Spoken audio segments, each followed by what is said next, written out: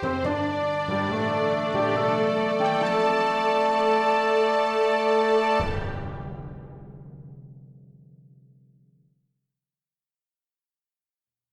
Story Seekers. I'm Ben.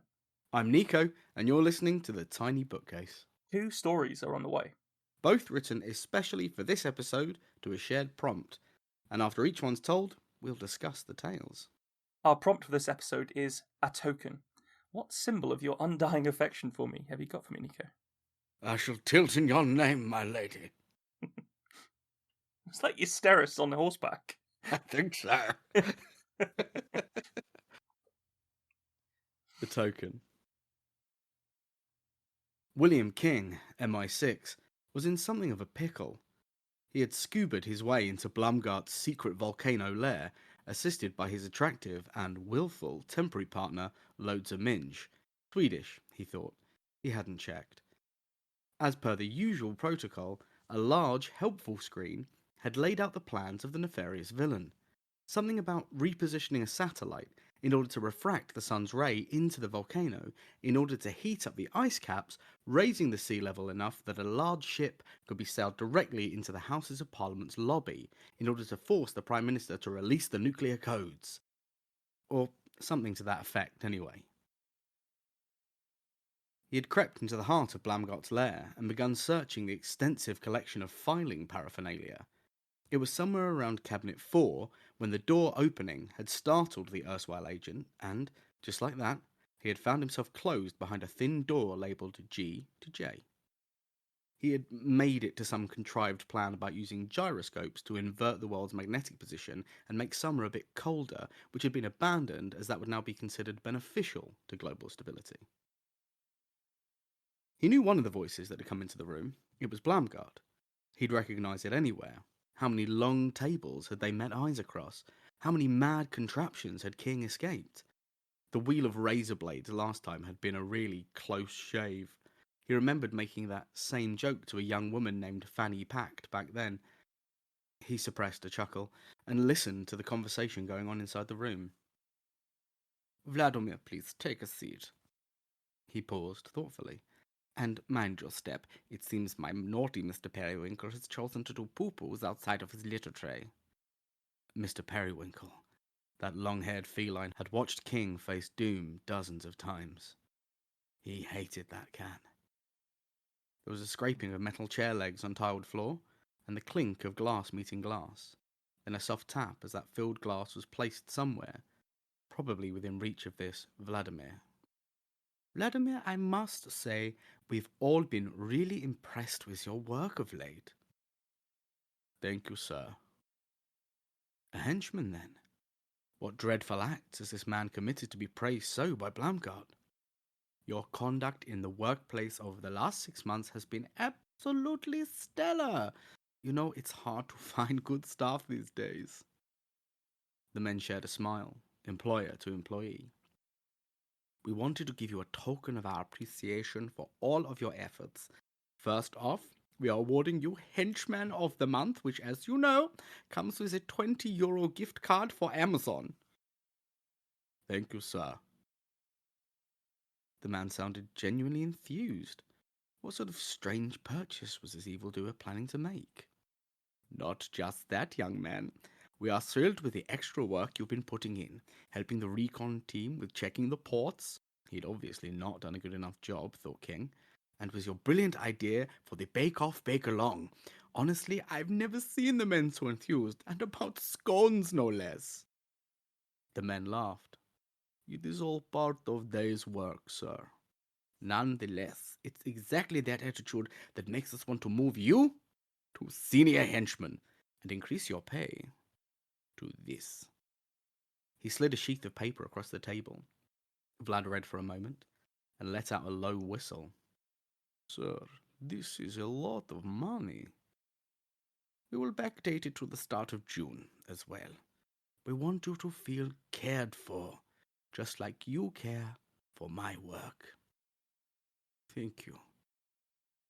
Thank you, sir. King was sure he could hear weeping. If the man was insensible, perhaps now was the time to leap forth and take Blumgart out of the picture.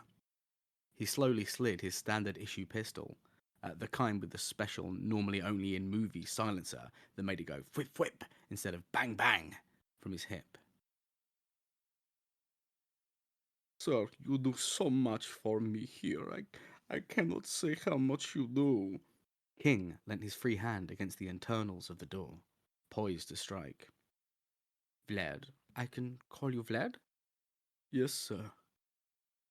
I understand that your wife is poorly. King froze. This was a turn of events he hadn't foreseen. Was Blumgart going to lower her into a bathtub full of electric eels and make the poor sod watch? Sir, this is stage 2. Good, no, that's good, to catch it early. Best case scenario. Sir. The man Vladimir sniffled again. You don't know how much it means, this pay increase, sir. We can get the best treatment in the world now. I have lost so much hope. Well, your attitude did not show it. Please. The sound of tissues being pulled from a proffered box cut through the thug's soft sniffling noises. There is something about that, though. Here it comes, thought King. Whatever devious thing he's planning will be launched here. He's going to take this man's wife's tumour and grow it to the size of an aircraft hangar, then start distributing it as burger meat in order to infect the population.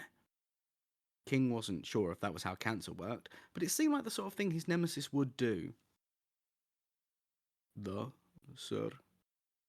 Has Linda from HR managed to talk to you about the leave you might require for your wife's care? No, sir. Right, it's a little awkward, but it seems like you've taken a lot of your holiday for this annual period already. We went to Alaska fishing, me and my boys. Your 2 sons, isn't it? Sir. Oh no, thought King. Not his children. What's he going to do to those innocent souls? How lovely. Well, you only have 5 days that you can use, and I'm assuming, though I'm no expert in these things, her treatment is going to require quite a large amount of time off. We can offer you some paid leave, as your own sick leave. Call it compassionate, if you like, but frankly, Vlad, this is a business, and I need to know that I can rely on you. King was flabbergasted. He didn't actually even get paid holiday from MI6. He got charged for his own pencils and ammunition. Was he the baddie? Was he on the wrong side? He thought about Queen and Country and decided no, he was in the right here. He had to be. I understand completely, sir. I will try and pick up as many shifts as possible. Get some of the others to swap with me, maybe. I don't want to let you down. You have been very good to us. King couldn't take any more of this. His worldview was shifting. It was now or never. With a thunk, he smashed himself against the cabinet door. It didn't budge. But with the shift of weight inside, he felt himself topple forward in this metal coffin. The weight of hundreds of files pressed against his back, and he felt a yelp escape his lips. He was going to say, case closed. That was his plan. Ironic, he thought, as he began to die of suffocation. The voices outside spoke once more. Gladys? She's my cleaning lady, Vlad. Is that you? Yes, attempted King, extremely poorly. Be a good chap and fire your gun into that cabinet 6 times, would you, Vlad? The gun did not go whip. It went bang. It went bang. What an ending. I like that. I like that a lot. I'm glad. Immediate parody, like from syllable one, I would say. Like, I think because we're, it's definitely I, and I'm sure the people listening have sort of gotten used to your various tones that you use. Yeah. The voice that we're using was immediately like, oh, this is going to be fun, and it delivers. Like, you had so many like puns and little jokes and poking fun at old spy movies and stuff. It was really amusing, with a few like proper like laugh out loud moments. I think the repeated um, punning of the women, like loads of minge and fanny packs and all that kind of stuff, Loads of was minge is my favourite. loads of minge is ridiculous. I almost think you could reverse the order of those, because loads of minge is funnier, and potentially like having it build up to it might be. But I'm not going to tell you your job, because you're the funny one. So. You're probably right. It should have been fanny packed and then loads of minge. But I was so eager to write it down when I thought of it. Yeah, I liked it. It's one of the things that I thought was that you clearly had the death of the Queen on the mind, because obviously the character's called King, and he thinks about Queen and country at one point. Yeah. It also dates it now. It dates it. It's not. It It's does. not. It's not happening in the here and now, because of course it should be King and country. But then that line would have read something like "King thought of king and country," which is So that is what I wrote initially, and then right. went, "Oh no, I've named him King, Yeah. so can't do that." I mean, I guess this guy is conceited enough that he would potentially enjoy doing that, but He thought of king and country. yeah. And the the shitty jokes from Bond movies and stuff like that, with like the close shave, Yeah. all that stuff was really nice in there, and the concept of the HR meeting, basically, Yeah. or like the line manager meeting rather, with the baddie in his case. It felt it felt pretty fresh. Like, I suspect it's like a more adult version of like the what's that children's movie with the minions, Oh, Despicable Me. Despicable Me. Yes, because that's like from the point of view of the bad guy, who's actually not all that Yeah. bad and that kind of thing. But that's obviously lowest common denominator sort of children's humor, isn't it? Whereas this has got a bit more going on. I liked it. I thought the construction was really solid. I do have a few points if you want to hear. Oh, please. Yeah. So, King is in a position where he can't see what's happening, and you do really well at maintaining him trying to figure out from the sounds of things what's happening. I know there's at least what I said to them. They smile at each other. So they shared a smile. Yeah. Was the first one. That was when I noticed it. And then you mentioned that a paper is slid across. Yeah. Which also could be that could be another one where he's like figuring it out from the sound, I think. Like a soft hiss. Yes. Perhaps paper sliding across a table, that kind of thing. Yeah. And then initially, I thought that the way that you kind of break off from the narration style for the description of the silencer, I thought that sort of changed the tone a little bit. But then, of course, that is your ending moment. So that's your ending line. So maybe that's not. But I was wondering whether, like, rather than saying like one of those that you see in the movies or whatever the line was, which sort of directly references something that you are already referencing. Yeah. I don't know whether that could be improved, potentially by saying something like the improbably efficient silencer. Yeah. Could just bear a bit of working on, perhaps. I think I can see that. And then rather than dying of suffocation, began to suffocate. Yes. Because he does say something later on, and there's something about it. It's a bit like if someone was like choking, you said they're dying of poisoning, rather than they've been poisoned. Yeah, they've been poisoned. Yeah, but other than those, do that with everything. Yeah, but I think those are really minor little very little bits of feedback. I've got nothing on the structure. Like, I thought the structure was fantastic. They're the tweaks that make the difference, though. That's what's good about them. It's you take it up to just that one notch that stops it from being just a story you've written to a good story. I don't know about that. Like, the good story is already there. I think this is what drafting is. This is like taking a fourth draft into a final draft. These little, very surface level, just little tweaks to make sure that the tone is consistent and the description's consistent. Little things like that. Whereas, like, all of the big stuff is already done, and it's been done by you very well here. So yeah, I liked it. I thought it was funny, and I'm really glad that you wrote something funny, because I didn't. Yeah. Oh no. It's going to come as absolutely no shock to fucking anybody listening, but I have not written something funny. If anyone is listening to this and this isn't your first episode, and you say, Nico wrote something funny, that's weird, and Ben wrote something bleak, that's even weirder, then I think I think you've stumbled on the wrong podcast by accident. Or you just need to go and listen to a lot more of it. Oh, Go on, hurt Right. me. Hurt me, Ben. I will attempt to. A token. In the black of the mine, it is impossible to remember faces. The shards of shattered rock break apart and fall away, as do the memories of the men who strike them. Ricardo blinked the grit from his eyes, and heard the sounds of fresh miners entering the farther shaft far above him. The call rang out. "What's the day?" shouted the hundreds of men, buried like splinters in the flesh of the mountain. "The 30th!" came the shouted reply, and the steady noises of the mine were replaced by frantic scrabbling. 30 was good. 30 meant their labours could truly begin. They all wore watches, but few could remember to check them. The air in the mountain would snatch such thoughts from a man's mind, and so, by tradition, newcomers brought the day with them. The 30th meant it was the beginning of their month. Ricardo had never been paid for his time in the mines. He had to do that himself. As on the 30th day, the gangster overseers allowed each man to leave the mountain with the ore he could carry in a sack on his back. The rest of the month, whatever was found, had to be handed over to the men who guarded the mouth of the mine.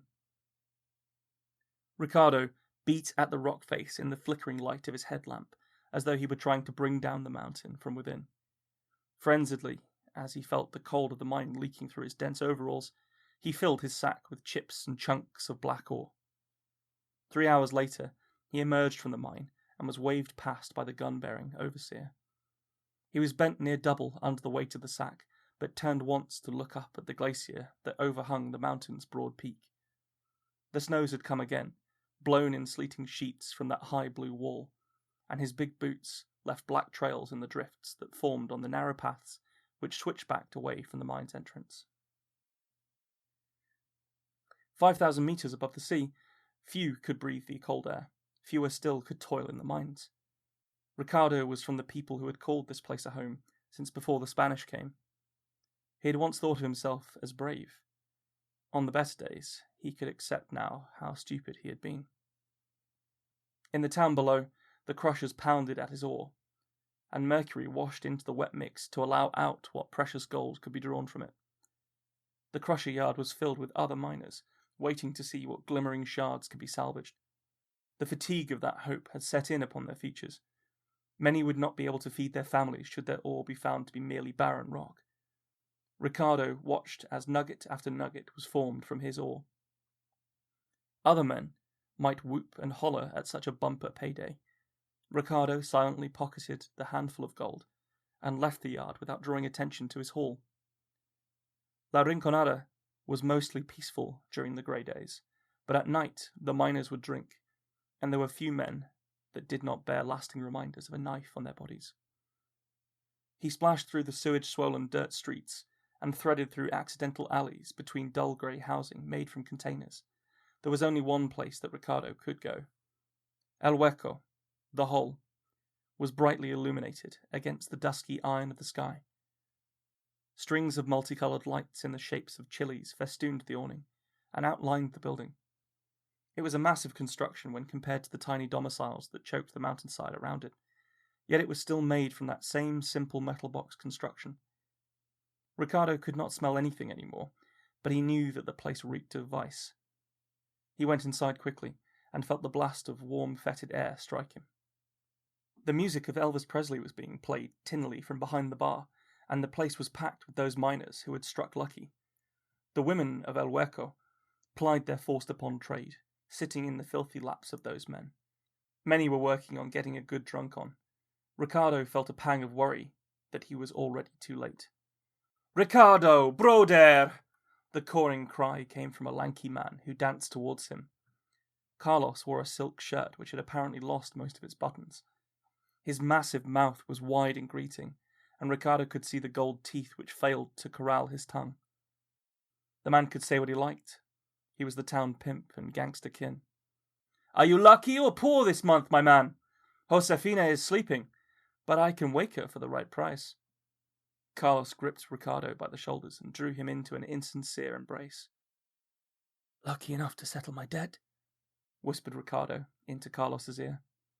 The tall man leaned away from him in surprise. An heir and a daughter paid that tab many years ago, Broder. The man flicked at where the top of Ricardo's left ear had once been. No sale. His grin glinted in the rainbow of lights. Ricardo held out his hand and opened it to show Carlos the fistful of rounded gold nuggets. That is a good price. For some of that, you can buy her another month not working from her back. I want her to come back with me. No, Broder, no, I can't do it. Here, and he steered Ricardo to a stool by the ramshackle bar.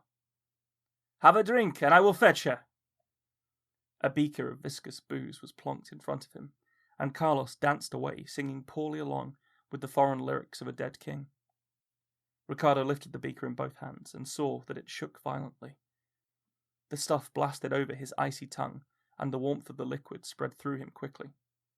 He shuddered as the muscles in his back greeted the sensation. The pains that were growing inside him quieted gradually as he took more in. Here we are! Josefina! Your father has come to visit you. Ricardo turned to see the young woman being piloted towards him.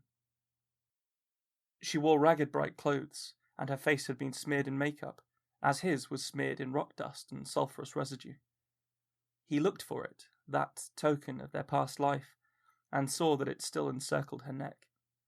It had once been long on her, but as she had grown, it had become a small necklace. He had long ago forgotten her face in the mine, but the gold he had pulled from the mountain and given to her was unchanging. Carlos backed away with mock reverence from the reunion, and rejoined his other guests. Josefina could not seem to meet Ricardo's seeking gaze. Daughter, they are treating you well? She said nothing, and they sat in their discomfort long enough for a dozen moments of anxiety to spin through Ricardo. Would you like a drink? He ventured. I am. She leant in, sweat on her face and sorrow in her eyes. Not, Josefina. They play you for a fool. She left months ago after someone took out a knife upstairs. They make me wear this for you, and put me to work anyway when you leave. Not Josefina. Ricardo dumbly repeated the words, and found his mind was too shriven of sense to comprehend the scale of the idea. The woman shook her head. A lifetime of choking on mine dust and watching his hands turn blue instead of sleeping caught up with Ricardo all at once. He shot a shaking hand forwards and tore the necklace from her. The force of it knocked her off the stool, and she barely caught herself on the bar before running from him. Carlos was suddenly there, his arms held wide in a placating gesture. Ricardo dragged him by his shirt and threw him against the bar. The muscles that tried to bring down a mountain every day meant that the punches Ricardo landed on the lanky Carlos were breaking ribs and denting flesh. The man, lost for words, barely fought back. Ricardo lifted him off his feet and slammed him down on the bar, then shoved his dirty fingers inside the pimp's mouth. Carlos screamed as he saw Ricardo pull down a bottle from the shelf. Ricardo felt hands on him, trying to stop him, but he set his shoulders against them and bashed down. A handful at a time, he knocked the gold from Carlos's mouth. Blood and saliva pooled in his filthy hand as he kept the gangster's jaws wide from within. The bottle broke on the fourth impact, so he jammed it into Carlos's neck instead, and let the men pull him away. Someone snatched the bloodied gold from his hand as someone else knifed him, the blade sliding in and out of him painfully. He slumped down into the ensuing brawl and was trampled. Ricardo barely felt it. The mountain had already broken him.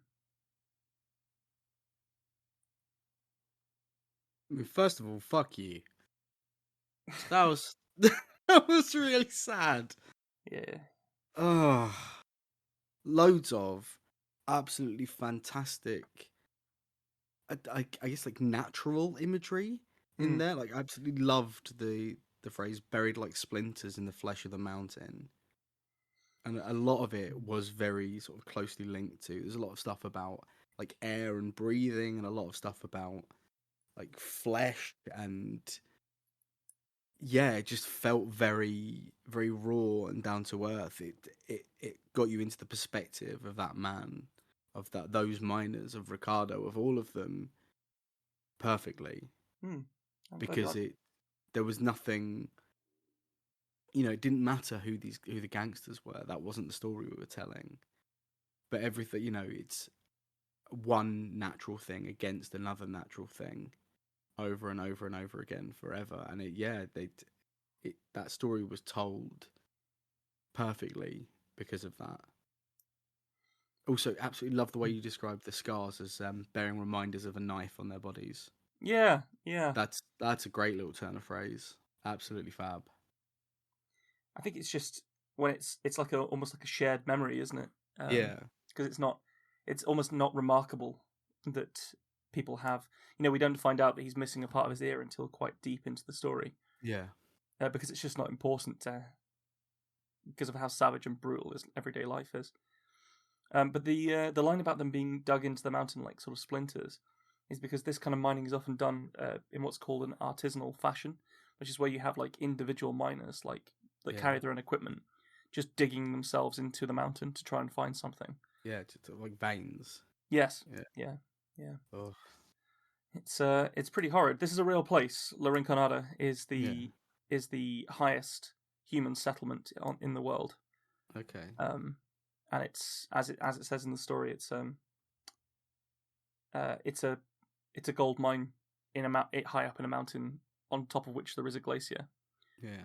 And it's a pretty intense place. How tough that! If you took him to sea level, Yeah, you could probably like run put him in 10 miles. the MMA or something. Yeah. Well, actually, he probably couldn't because he's got fairly late stage mercury poisoning. Well, he's got blue hands, hasn't he? So. Well, that's hypoxia. So that's God. the other thing that's getting him. But the mercury poisoning's like damaging his senses and. Tell me something nice about this man's life, Ben. There is nothing nice about this man's life. You know, he's clearly. I think it's implied by the story that he's at some point had a bumper payday, and then he's gambled. Yeah. And lost the money and basically sold his daughter into sexual slavery, and now is having to pay upkeep to prevent her from being whored out by this horrendous pimp, who has been lying to him about who the woman is, knowing that he can get away with it because of this face blindness. Be interesting to know what made her tell him the truth, the other girl. Yeah, I don't know what that is. I think it's possibly the offer to like finally pay it off. You know, maybe she can see how sick he is. Like she can see he's dying even though he can't. Or maybe she's trying to kill Carlos. Yeah, maybe. You know, fucking worked. That was a very cool sequence. The as soon as you said he'd like put his hand in his mouth, I was like, oh, that's horrible. Yes, like, even before he's hit him, it's gross. Yeah, it's pretty gross, isn't it? You know, these blackened hands, because they'd be stained with all sorts of really horrid chemicals that were used in the mining process as well. Yeah. This whole thing about adding mercury, it's how they like purify it when they sort of macerate and mash the rocks up in these big crushers, and then they have to heat the mercury gold that comes out in order to get rid of the mercury. Yeah. So there's just mercury vapor everywhere. God, that would ruin you, wouldn't it? Yeah, it does. Apparently the average life expectancy is 35 in La Rinconada. 35? Yeah. Good gravy. Yeah. And that whole thing about them working a month without pay, but they're allowed to take one day, they're allowed to take what they can carry, is also apparently true. So is no one doing anything about this? No, it's there is, I think this is in Peru, La Rinconada. And it's something like it's inside the top 10 for like gold production countries in the world. Right. And most of it's illegal. Yeah. So I recently, obviously, I think because you could sort of tell there's a lot of details in this. I recently watched a documentary series on South America, and this was one of the points in it. But also, my partner spent a good amount of time in Peru. Yeah. So it was sort of an interesting one where I got to sort of talk it through with her, because she found that place to be quite traumatic. She didn't go to La Rinconada, but just generally it's so it's a bit of an odd one, really. I don't know whether you'd remember this, but a couple of seasons ago, many moons ago, Yeah. I actually wrote another story about mining in South America. It was a silver mine. Yes, you did. Yes. And it was from when the Spanish were forcing them, basically pushing slaves into a mine and getting silver Yeah. out of it. So it's odd. I don't think I've ever had this before, where I've written two stories set in the same place, doing a very similar thing with a similar level of oppression. It's all part of the tiny book canon. That's all it is. Separated by time. Yeah. Wow. See, it was a really interesting part. Now you told me, this is a thing that is happening. I was really struck. I was like, is this like a horrible future, like a made up Mm. future? Because they're listening to Elvis, and he said that Elvis is dead, but then now it's just real. It gives that story, I would say, more weight. It's more like him dropping that doubled over bag of ore on you. Yeah. It's it's horrible. But It's a truly horrendous situation that humans are currently in. I ran out of words, and obviously I was sort of focusing on this male miner. So we see from his point of view, the horrendous mistake he's made, and the thing that's happened to his daughter about being sold into trafficked into sex slavery, basically. But there is a female population in the Rinconada, and they call them Palaqueres, and they are not allowed into the mine. They aren't allowed to mine because there is a okay. belief that women scare away gold in the mine. I don't know whether that's just an excuse or what, but they aren't allowed to mine. So what they do is they wait outside the mine, and whenever like waste ore, like refuse stone, gets taken out of the mine and dumped onto the mountainside, they kind of like sift through it, trying to find the gold, like bits of rock that might have bits of tiny little flecks of gold. And they're working to get maybe 3 grams of gold a week, if they're lucky. It's horrendous. It's truly horrendous. Yeah. Really horrific, yeah. Yeah. I won't talk about anything else now. I'll go to bed. I did have something I wanted to talk about. Yeah. Which is because we haven't really gone into it that deeply, but when you get your prompt, how do you start? What's your way of branching off from things? Because there were so many options for this one. What was your? How do you begin? What's your writing process? Into the interview section. Yeah. I mean, obviously, this one is sort of. It's pretty far from the prompt in a way. Like, I feel like I'm just connected to it. Oh, I'd say the same for me though. It's Yeah, and that I'm sort of going there with that, but sort of saying that's sort of fine. Like, I think it's fairly rare that we are like on top of the very first obvious interpretation of a prompt. But I think we have spoken about it before, just sort of like you start spitballing ideas. But the way that I do it is I just start writing a list of all of the ideas, and you sort of get yourself into a space where there's loads of ideas, and you're just having to like shoot them out and then put a full stop after them.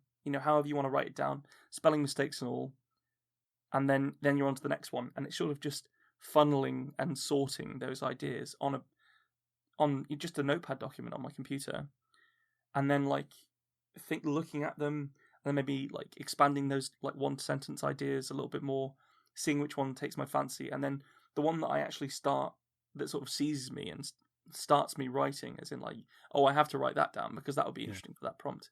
That's typically the way that I go, and then I pull out of that onto a blank document in a proper word processor, and then try and write the hardest hitting line that I think starts the concept off. And it doesn't always stay. That's not always the first line. Sometimes it gets shifted in, but yeah, that's how it gets started. Those first lines are always a big toughie, aren't they? That you need to hit them super hard in short fiction straight away with this is the place, this is the time, or this is the hook. so hard and fast. I feel like it's something we've definitely got better at over time. Yeah, Like there is a we know degree of exactly how ego. to set it. Yeah, Definitely, yeah. There's a degree of ego in it as well because you can be like, "Oh, that's a great fucking line. I'm definitely starting on that." And then normally when I think that, sometimes I'm correct in it, and it has to start there. But sometimes I I'm like, I keep going back to that first paragraph, just like there's just something not right about this. It doesn't. It feels like the story doesn't start in the right place for where I know that it's going to finish, or whether potentially this is on like a second or a third draft. So I'm already looking back, knowing how it ends. And then you might find that hard hitting line a bit deeper in, but you've got to set aside your ego that you've already written how this story opens, or at least yeah, I do, and allow yourself to realize that actually potentially you do need to move a line to the front because it's got to work. That, as you say, like it's so important for short fiction. That first yeah, line has to work. It either has to it always has to grab someone's attention, but normally it has to do other jobs as well, like scene setting, or tone setting, or yeah. character building. It's Uh, the first yeah, line in your ending. The bread on the short story sandwich is everything. yeah, The middle's got to be good. It's got to be tasty, but it needs to. If you can't get your punchline or your twist or your rug pull, if you can't get that right, I think a short story that's been fantastic all the way through can just be completely collapsed by that as well. or if it just sort of ends. If it just peters out, I think Mm. that's the word. I'd rather have a bad first sentence than a bad last sentence. I think Yeah, I think I'd both are rather pretty have both be damning. good, but Yeah, yeah. I mean, I've definitely written and performed stories on this podcast before that I felt like they peter out. Um, that typically happens when I've over focused on the deeper concepts rather than the pragmatic, you know, how actually what's this going to sound like to an audience. Um, but you live and learn from this kind of thing, and hopefully you try and perfect the way that you look at it and the way that you approach it. Doesn't it's mean that we'll always get it right or have great first lines or great last lines, but I think we're both looking for that as a almost like step one. Really, that's a pretty base ingredient that we both yeah. always try and get. How about you? The idea of coming up with It's, we definitely. I think the most extreme examples of it was back when we did interference, and I ended up on interference. Was yeah, I always end up because I come from an improv background. It's I just play with the words, and I'll end up like this one came entirely out of that character voice, that that kind of camp, a little bit soft German thing. And it was from messing around with we want to give you a token of our appreciation. I thought, why would that character be saying that? And it tends to be how mine happen, is me talking to myself like a loon. But then I end up with little, like your notes, I end up with notes that are completely indecipherable if I went back to them a month later. yeah, That say something like German accent, pay rise, question mark. And but it's finding the one that, especially when I'm writing comedy, if I start talking to myself or even having a dialogue between two characters and I make myself laugh, I'm like, okay, that works. that's Let's good see stuff. if we can turn it into a whole joke instead of just because you can make yourself laugh by just saying any stupid shit, really, can't you? But it's Yeah, it's when it actually lands that's when I'm you're like, I can run with this. I like that. I'm still stuck when you say I'm from an improv background because to a certain degree that sounds like you were just like homeless and pretending to have a house. Do you know what I mean? Like you were under bridges. The word for this piece is you said mother and father. Well, that's good because I've had a lot of practice with that one. Oh, well, okay, two very different stories. Two very different stories. But as always, good fun. Yeah. Yeah, we like doing these ones where it's just the two of us because we sort of rattle it about a bit more potentially. But I know for a fact that we've got a few guests on the horizon who are pretty exciting, so we can look forward to that. More prompts, more stories, more interviews.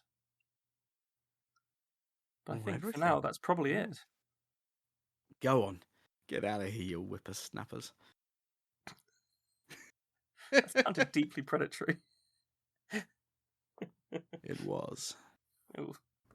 Thanks for joining us for this episode of The Tiny Bookcase. Remember to subscribe, otherwise you're going to miss out on the future fun. Also, tell a friend. If you like this episode, link them to it. We'd be tremendously grateful.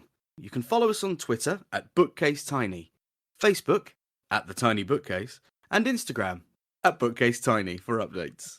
Speaking of supporting the podcast, well, magic can only take one so far. The Tiny Bookcase is supported by the generosity of its patrons. Those kind souls have really kept my belly full the last year. Let's cast a spell for them, shall we?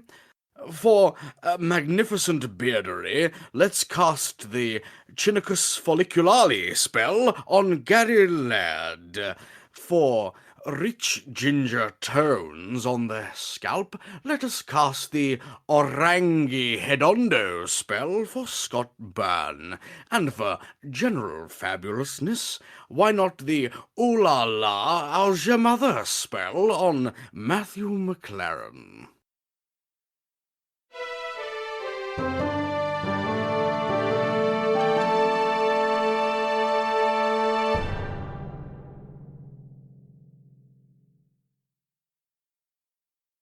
How do you come up with that shit, man?